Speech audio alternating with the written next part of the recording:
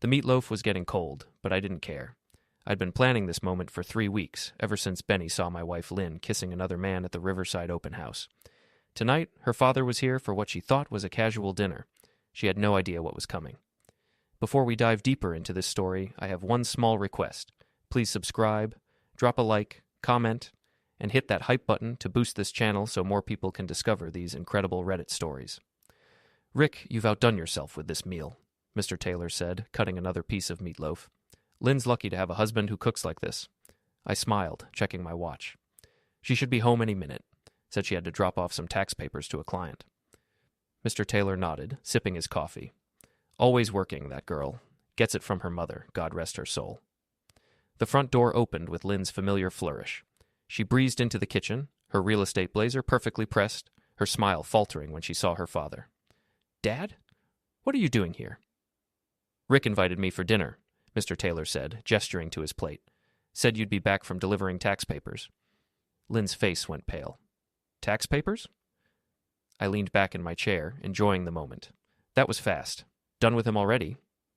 "Done with who?" Mr. Taylor asked, confusion creeping into his voice. Lynn's mouth opened and closed like a fish gasping for air. "I don't know what you're talking about, Rick." "Really?" I reached into my pocket and pulled out her phone, the one she'd been frantically searching for all week. "Because according to these text messages, you've been pretty busy with Darren Weiler." The color drained from Lynn's face completely. Mr. Taylor set down his fork, his expression hardening. I scrolled through the messages, reading aloud. "Here's a good one from yesterday. Can't wait to see you tonight. Rick thinks I'm showing the Henderson property." And here's Darren's response. "Your husband's such a fool. Does he really believe you work this late?" "Rick, please," Lynn whispered. But I wasn't finished. "Oh, here's my personal favorite from last Tuesday. Rick made me breakfast this morning. I almost felt guilty. Almost." Mr. Taylor stood up slowly, his chair scraping against the floor. "Lynn Marie Taylor Hanley, is this true?" Lynn tried to speak, but no words came out. "There's more, Mr. Taylor," I said, standing up and handing him the phone. "Months of this. Hotel receipts charged to our joint account, gifts I thought she bought for her sister, even a weekend trip to Chicago that I paid for, thinking she was at a real estate conference." Mr. Taylor scrolled through the messages, his face growing redder with each swipe. "How long has this been going on?" 8 months, I said. Maybe longer. Lynn finally found her voice. "Dad, you don't understand. Rick and I have been having problems." "Problems?" I laughed, but there was no humor in it. "The only problem I had was trusting my wife. The only problem I had was being the nice guy who believed every lie you told." Mr. Taylor set the phone down with a sharp crack. "Lynn, pack your things. You're not staying in this house tonight." "Dad, please." "No." His voice cut through her protests like a blade. "I raised you better than this. Your mother would be ashamed." Lynn looked between us, tears starting to form. "Rick, we can work this out. We can go to counseling." "Counseling?" I picked up my coffee mug, surprised my hands weren't shaking. "Lynn, you've been laughing about me with your boyfriend for 8 months. You've been spending my money on him. You've been lying to my face every single day. What exactly do you think counseling is going to fix?" She tried a different approach, the one that used to work. "I love you, Rick. I made a mistake, but I love you." "No," I said, my voice steady. "You love what I provide. You love the house I pay for, the car I bought you, the credit cards in my name. But me, the actual person, you've been treating me like a joke." Mr. Taylor stood up, his decision made. "Lynn, get your things. Now. You can stay with your Aunt Margaret tonight." "Dad. Now." As Lynn headed upstairs, her father turned to me.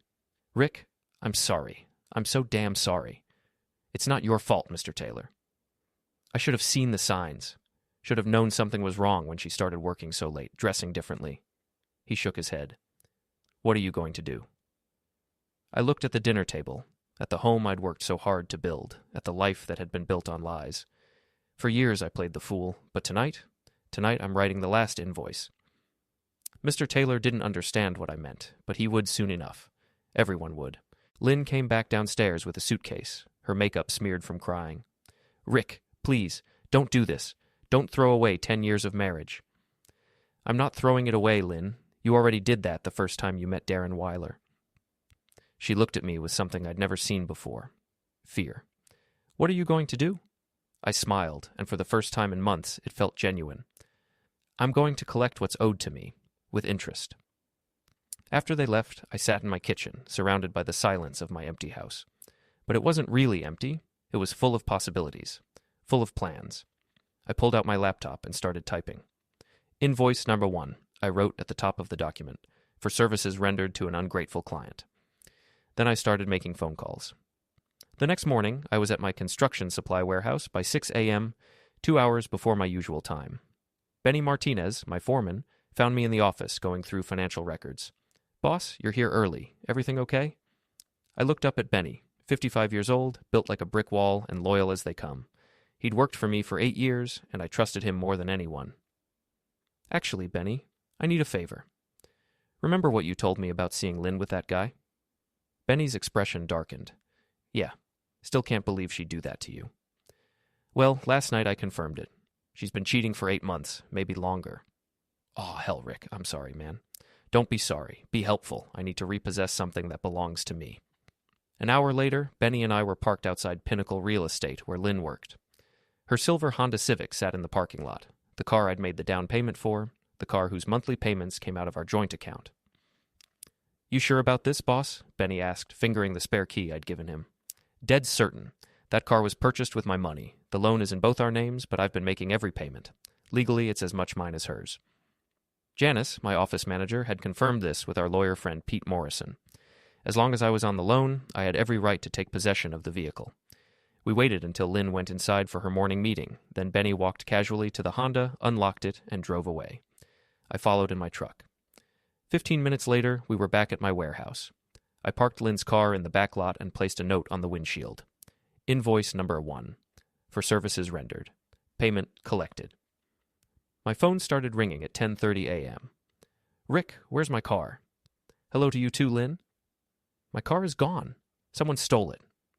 Actually, someone repossessed it. Me. Check the loan documents. My name's on there too. You can't do this. I already did. The car was purchased with money from our joint account, which you've been draining to fund your little romance. Consider this the first installment on what you owe me. Rick, I need that car to work. Should have thought of that before you decided to work Darren instead of your actual job. I hung up and turned to Janice, who was watching with obvious approval. How'd she take it? Janice asked. About as well as expected. What's the status on the account changes? Janice consulted her notepad. Joint checking account is frozen pending divorce proceedings. Credit cards in her name that you were paying for have been canceled. The house is in your name only, so she can't touch that. And I changed all the locks this morning while you were out. Perfect. What about the other thing? Pete says you're in the clear. Everything you've done is legal. She can't claim theft on the car. She has no legal right to the credit cards you were paying for, and since she moved out voluntarily, she can't claim you locked her out. My phone buzzed with a text from Lynn. This is insane. We need to talk. I texted back. Nothing to talk about. Send Darren my regards. The phone rang immediately. Rick, please, I know you're angry. Angry? Lynn, angry is what I was when you came home late without calling. This isn't angry. This is business. What do you want? Money? I'll pay you back every penny. Well, I don't want your money, Lynn. I want justice. Oh, and I'm going to get it. What's that supposed to mean? It means you and Darren spent 8 months making me look like a fool. Now it's my turn. I hung up and looked at Benny, who was grinning. Boss, remind me never to get on your bad side. Don't worry, Benny. This treatment is reserved for people who betray my trust. That afternoon, I drove to the tap room, the local bar where Lynn's coworkers like to hang out after work. I knew Jenna Walsh would be there, Lynn's gossip-loving colleague who always seemed to know everyone's business. I was right. Jenna was at the bar, 3 drinks in, talking loudly to anyone who would listen. Rick, she called out when she saw me. Honey, I heard about you and Lynn. I'm so sorry. I sat down next to her, ordering a beer. Thanks, Jenna. It's been a rough day. I just can't believe it. I mean, we all knew she was working late a lot, but I never thought... You knew? Jenna's face flushed. Well, I mean, there were rumors. You know how it is. What kind of rumors? She leaned closer, her voice dropping to a whisper that was still loud enough for half the bar to hear. About her and Darren Weiler. People saw them together at restaurants, hotels. April even saw them kissing at the Riverside property last month. My grip tightened on my beer bottle. April saw them? Yeah, but we didn't want to say anything. I mean, what if we were wrong? What if it was innocent? Innocent. I repeated the word like it tasted bad. Rick, I'm so sorry. We should have told you. Actually, Jenna, I'm glad you didn't, because now I know exactly who my real friends are. She looked confused, but I was already standing up. Thanks for the information, Jenna, really. It's been very enlightening. I left her sitting there, probably wondering what I meant. She'd figure it out soon enough. Back home, I sat in my empty house and opened my laptop. Invoice number 2, I typed, for additional services rendered by ungrateful client and enabling coworkers. Then I started planning my next move. The Riverside Summer Festival was the biggest event of the year in our town. Everyone attended. Families, couples, local businesses, politicians. It was the perfect place for Lynn to show off her new relationship, thinking she was safe in the crowd. She was wrong. I'd spent the morning preparing. Janice had helped me figure out Lynn's social media passwords. She'd used the same ones for years, combinations of our anniversary and her birthday. Amazing how careless people get when they think they're untouchable. You sure about this, Rick? Benny asked as we walked through the festival grounds. This is pretty public. That's the point, Benny. She humiliated me privately for 8 months. Time to return the favor publicly. I spotted them near the bandstand, Lynn in a sundress I'd bought her for our last anniversary, Darren in an expensive polo shirt, both of them laughing like they didn't have a care in the world. There they are, I said, pulling out my phone. Time for invoice number 3. I'd already logged into Lynn's social media account and started a live stream. Within minutes, dozens of her friends and coworkers were watching. Showtime, I muttered, walking toward them. Lynn, I called out cheerfully. Fancy seeing you here. She turned, and the smile froze on her face. Rick, what are you doing here? Same as everyone else, enjoying the festival. I looked at Darren, who was trying to look casual. And you must be Darren. I've heard so much about you. Darren straightened up, probably thinking he could intimidate me. He was taller than me, better dressed, with the kind of confidence that comes from always getting what you want. Rick, right? Lynn's told me about you. I'll bet she has. Did she mention how she's been using my money to pay for your dates? The people around us started to notice the tension. A small crowd was gathering. Rick, please, Lynn whispered. Not here. Why not here? This is where you bring your boyfriend, isn't it? Might as well make it official. Darren stepped forward. Look, buddy, I think you need to calm down. Calm down? I laughed, and the sound carried across the festival grounds. Darren, my friend, I am calm. In fact, I'm the calmest I've been in months. See, I used to think my wife was working late, building her career, making us a better life. Turns out she was just making you a better life. More people were gathering now. I could see Lynn's coworkers in the crowd, her neighbors, people from my business. The live stream viewer count was climbing. You want to know what calm looks like? I continued, my voice carrying clearly. Calm is finding out your wife has been cheating for 8 months and not losing your temper. Calm is discovering she's been spending your money on another man and handling it legally. Calm is watching your marriage collapse and still managing to smile. Lynn was backing away, but I wasn't following her. I didn't need to. Tell them about the hotels, Lynn? Tell them about the weekend in Chicago that I paid for. Tell them about the gifts, the dinners, the lies. That's enough, Darren said, moving toward me. Is it? Because I don't think it is. I think 8 months of lies deserves at least 5 minutes of truth. Darren reached out to grab my arm. Big mistake. I'd been doing construction work for 15 years. My hands were calloused, my arms were strong, and I knew how to handle myself. When Darren grabbed me, I twisted away and used his own momentum to send him stumbling backward into a picnic table. He went down hard, his expensive shirt getting grass stains, his carefully styled hair messed up. The crowd gasped and pulled out their phones. Darren! Lynn rushed to help him up. I'm fine, he muttered, but his face was red with embarrassment. You know what's funny? I said, addressing the crowd now. I actually feel sorry for him, because if she'll cheat with you, Darren, she'll cheat on you, and when she does, you'll know exactly how I feel right now. I looked directly into my phone camera, knowing Lynn's social media followers were watching live. This has been Rick Hanley, reminding everyone that the truth always comes out. Enjoy the festival, folks. I walked away, leaving Lynn and Darren to deal with the staring crowd and the dozens of phones recording their humiliation. By the time I got home, the video had been shared 47 times. By evening, it was up to 200 shares. Lynn's phone number was probably ringing off the hook. My phone rang too, but I let it go to voicemail. I had work to do. Invoice number 3, I typed on my laptop. Payment rendered in public embarrassment. Account balance adjusting accordingly. Then I started planning invoice number 4. Monday morning brought exactly what I'd hoped for. Janice came into my office with a cup of coffee and a huge grin. Boss, you're not going to believe this. Try me. Lynn got fired. I set down my coffee cup. Fired? Yep. Apparently her boss saw the festival video, said it reflected poorly on the company's image.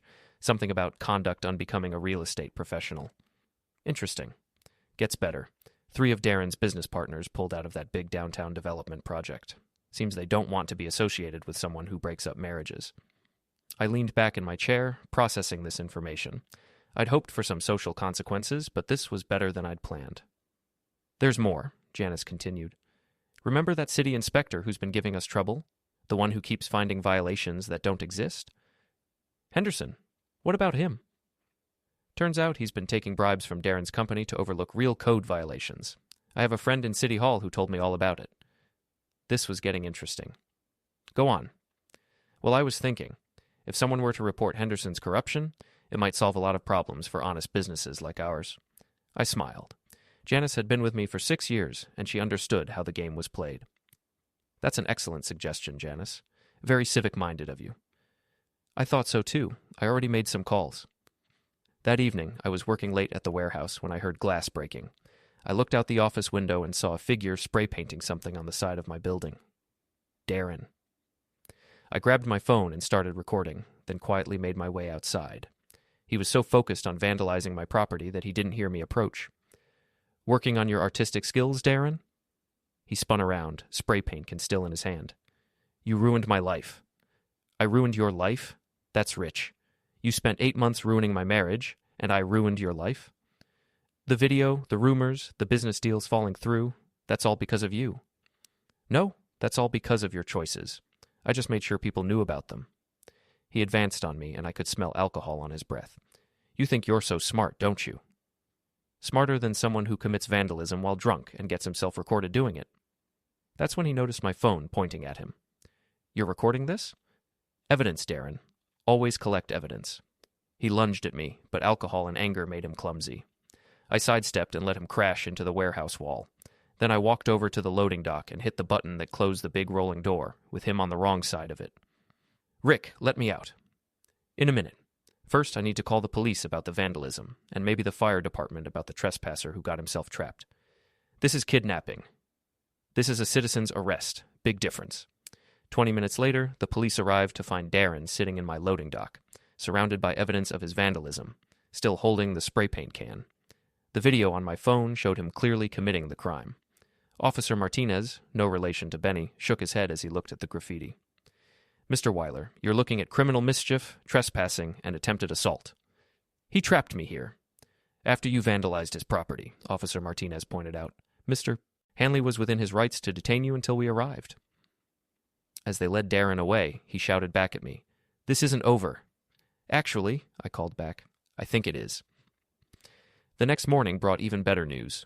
Henderson, the corrupt city inspector, had been arrested in a dawn raid. Apparently, my tip about his relationship with Darren's company had triggered a larger investigation into municipal corruption. Boss, Benny said, reading the news on his phone, this Henderson thing is huge. They found evidence of bribes going back 3 years. Couldn't happen to a nicer guy? And look at this. Darren's company is under investigation, too. Something about unsafe building practices and bribed inspections. I pretended to be surprised. Really? Yeah. Says here they might lose their contractor's license. My phone buzzed with a text from Lynn. We need to talk. This has gone too far. I texted back. Has it? Because from where I'm sitting, it's just getting started. She called immediately. Rick, please. Darren's in jail. I lost my job. People won't even look at me in the grocery store. And how do you think I felt for 8 months while you were lying to me? I know I hurt you, but this is destroying my life. Good. Maybe now you understand what betrayal feels like. What do you want? What will it take to make this stop? I thought about that question. What did I want? I want you to understand that actions have consequences, Lynn. I want you to know what it feels like to have your life turned upside down by someone you trusted. I want justice. This isn't justice, Rick. This is revenge. Sometimes they're the same thing. I hung up and looked at my laptop. Invoice number 4, I typed. Professional consequences for unprofessional behavior, payment received in full. But I wasn't done yet, not even close. 2 weeks later, Lynn and Darren were getting desperate. Darren had made bail, but his company was under federal investigation. Lynn was working at a discount retail store, the only job she could find after word spread about her situation. I knew they were planning something when Jenna called me. "Rick, I probably shouldn't tell you this, but Lynn and Darren came to see me yesterday." "Oh?" "They wanted me to sign a statement saying you'd been abusive during your marriage, said they needed it for the divorce proceedings." My hand tightened on the phone. "And what did you tell them?" "I told them to take a long walk off a short pier. Rick, I've known you for years. You wouldn't hurt a fly." "Thanks, Jenna. I appreciate that. But Rick, be careful. They're not done with you." After I hung up, I sat in my office thinking. If they were trying to build a case for abuse, they were probably planning to use it in divorce court to get alimony or a settlement.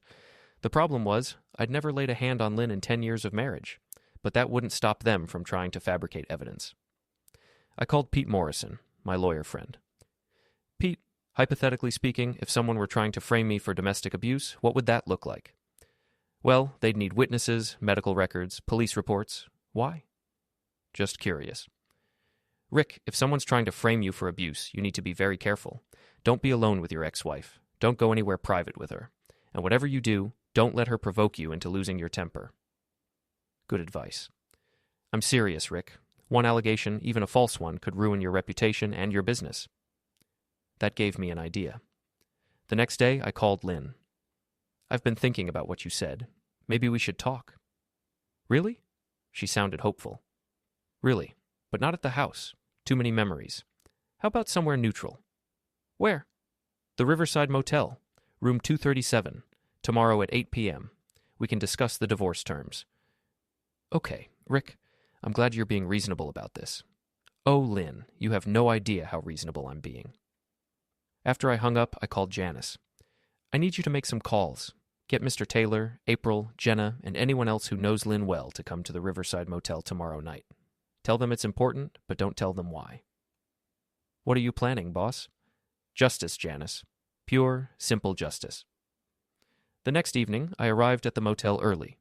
Room 237 was perfect, ground floor with a window that faced the parking lot. I'd rented the room next door too, where Mr. Taylor, Jenna, April, and several other people were waiting. I'd also installed a small recording device in room 237, perfectly legal since I was the one who rented it. Lynn arrived at exactly 8 p.m. with Darren right behind her. They thought they were walking into a private meeting where they could manipulate me or maybe even set me up for their abuse allegations. Instead, they walked into a room full of their friends, family, and former colleagues. "Surprise," I said as they entered. Lynn's face went white. "What is this?" "This is an intervention, Lynn. See, I know what you and Darren have been planning. The abuse allegations, the false witnesses, the whole setup. I don't know what you're talking about." "Really? Because I have recordings of you discussing it." I pulled out my phone and played the audio I'd captured using the app I'd installed on her phone weeks ago. Her voice came through clearly. "We need to make Rick look like the bad guy. If we can prove he was abusive, I can get alimony and maybe even part of his business." Darren's voice followed. "I know a guy who can fake some medical records. Make it look like he hit you." Lynn's voice again. "What about witnesses?" "We'll find some. Everyone has a price." The room was silent as the recording played. Lynn's father looked like he might be sick. "Dad, I can explain." "Explain what?" Mr. Taylor's voice was barely controlled. "Explain how you were going to lie about abuse? Explain how you were going to destroy a good man's reputation for money?" April, who had been Lynn's closest friend, stood up. "Lynn, how could you? Rick never hurt anyone." "You don't understand," Lynn said desperately. "He's been harassing us, stalking us." "By telling the truth?" Jenna interrupted. "Lynn, everything Rick said at the festival was true. You did cheat. You did use his money. You did lie." Darren tried to leave, but found his way blocked by Benny, who had been waiting outside. "Going somewhere?" Benny asked. "This is entrapment," Darren said. "No," I replied. "This is accountability." I looked around the room at all the people who had known Lynn, who had trusted her, who had believed in her. I wanted you all to hear this because Lynn's been telling people that I'm the villain in this story, that I'm obsessed, that I'm dangerous, that I was abusive. I wanted you to know the truth. Mr. Taylor walked over to Lynn, his face full of disappointment. "I disown you. As of tonight, you are no longer my daughter." "Dad, please." "No, I raised you to be honest, to be decent. You've become something I don't recognize." One by one, Lynn's friends and former colleagues filed out of the room, leaving her and Darren alone with me. You've won, Lynn said finally. Is that what you wanted to hear? No, Lynn. I wanted to hear the truth. I wanted an apology.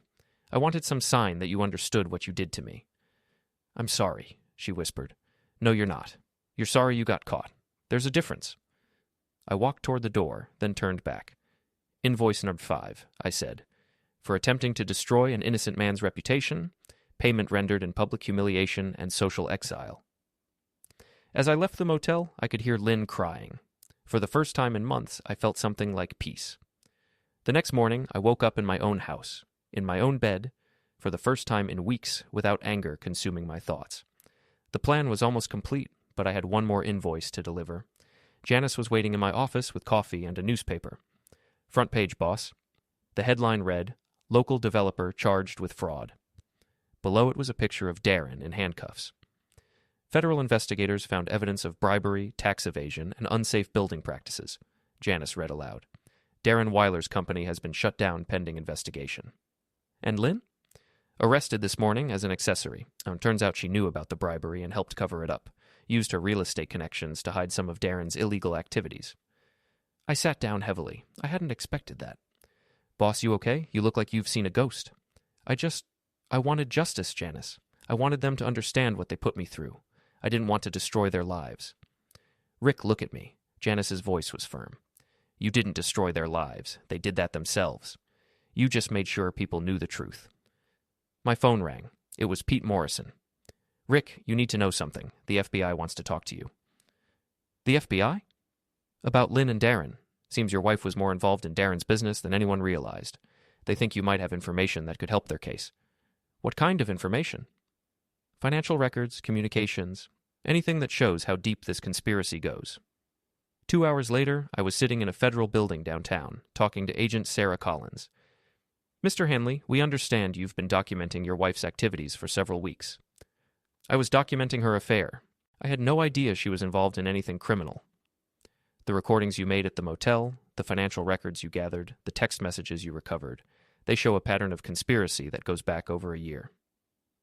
Agent Collins showed me documents I'd never seen before. Bank transfers, forged inspection reports, bribery payments, all with Lynn's signature or involvement. Your wife wasn't just cheating on you, Mr. Hanley. She was helping Darren Weiler defraud the city, endanger public safety, and evade taxes. The affair was just a small part of a much larger criminal enterprise. I stared at the documents, trying to process what I was seeing. How much money are we talking about? Over $2 million in fraudulent contracts. Buildings that should have been condemned were passed as safe. Bribes to city officials, tax evasion on a massive scale. And Lynn knew about all of this? She was instrumental in it. Used her real estate license to create fake property valuations, helped hide assets, even recruited other real estate agents to participate. I thought about Jenna, about April, about all the people in Lynn's circle. Agent Collins, I think I can help you. Over the next 3 hours, I turned over everything I had. Phone records, financial documents, recordings, photographs. Everything I'd gathered in my quest for personal justice became evidence in a federal criminal case. Mr. Hanley, thanks to your documentation, we can probably shut down this entire operation. What happens to Lynn? She's looking at serious federal charges. Conspiracy, fraud, racketeering. If convicted, she could face 20 years in prison. 20 years. I'd wanted justice, but this felt like something else entirely. That evening, I sat in the tap room, nursing a beer and thinking about everything that had happened. Benny found me there. Boss, you've been quiet all day. Everything okay? I don't know, Benny. I wanted Lynn to pay for what she did to me, but 20 years in federal prison? Rick, listen to me. You didn't send her to prison. Her choices did that. You just made sure the truth came out. But what if I'd handled it differently? What if I'd just divorced her quietly? Then Darren's company would still be putting up unsafe buildings, city officials would still be taking bribes, other families would be getting hurt by their scams. Benny was right, but it didn't make me feel better. My phone buzzed with a text from an unknown number. This is Lynn. I'm allowed one phone call before they transfer me to federal custody. I wanted you to know that I'm sorry. Really sorry. Not just for getting caught, but for what I did to you. You deserved better. I stared at the message for a long time before responding. Yes, I did. The next morning, I was back at my warehouse trying to focus on legitimate business when Agent Collins called. Mr. Hanley, I wanted to update you on the case. Okay. Lynn has agreed to cooperate fully with our investigation. She's providing information about other corrupt officials, other fraudulent contractors, other real estate agents involved in the scheme. In exchange for what? Reduced charges. Instead of 20 years, she's looking at maybe 5 to 7 with good behavior. I felt a strange sense of relief. There's something else, Mr. Hanley. The city wants to give you a commendation for your role in exposing this corruption. I don't want a commendation. I just want to move on with my life. I understand, but you should know that your actions probably saved lives. Some of those buildings Darren's company built were structurally unsound. If they'd collapsed... She didn't need to finish the sentence. That afternoon, I sat in my office and opened my laptop one last time. Invoice NAR 6, I typed. Final accounting for services rendered. But then I stopped. I looked at the screen for a long time before deleting the document entirely. Instead, I typed something else. Account closed, balance paid in full. I printed the document, signed it, and filed it away. Then I deleted all the other invoices, all the evidence I'd gathered for personal revenge, everything except what the FBI needed for their case. Benny knocked on my door. "Boss, there's someone here to see you." It was Mr. Taylor, looking older than I remembered. "Rick, I wanted to thank you." "For what?" "For showing me who my daughter really was. For stopping her before she destroyed more lives. For being a better man than she deserved." He pulled out a small box. "This was my father's watch. I was going to give it to Lynn when she had children, but I think it belongs with you now." I tried to refuse, but he insisted. "You're the son I wish I'd had, Rick.